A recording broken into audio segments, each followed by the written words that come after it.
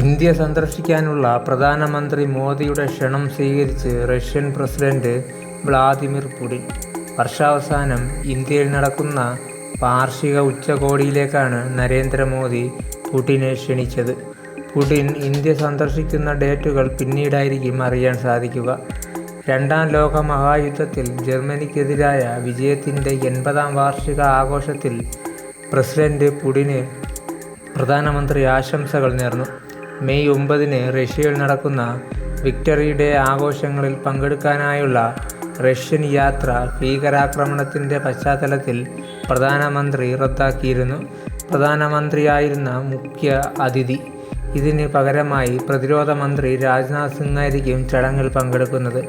Phone സംഭാഷണത്തിൽ ഭീകരാക്രമണത്തിൽ 26 പേർ കൊല്ലപ്പെട്ടതിൽ പുടിൻ ദുഃഖം രേഖപ്പെടുത്തി.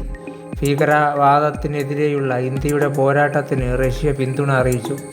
ഇന്ത്യ പാകിസ്ഥാൻ സംഘർഷം അവസാനിപ്പിക്കാൻ ഇടപെടണമെന്നാവശ്യപ്പെട്ട് മോസ്കോയിലെ പാക് അംബാസിഡർ റഷ്യയോട് സഹായം തേടിയിരുന്നു. ഇതിന് പിന്നാലെയാണ് പുടിൻ്റെ പ്രതികരണം.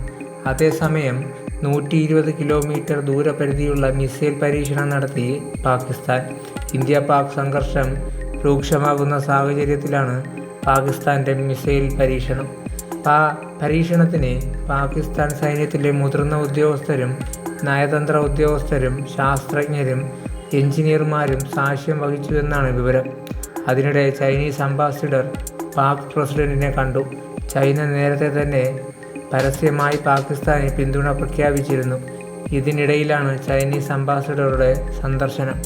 അതേസമയം തുർക്കി നാവികസേനയുടെ യുദ്ധക്കപ്പൽ പാകിസ്ഥാൻ തുറമുഖത്ത് എത്തിയിട്ടുണ്ട്.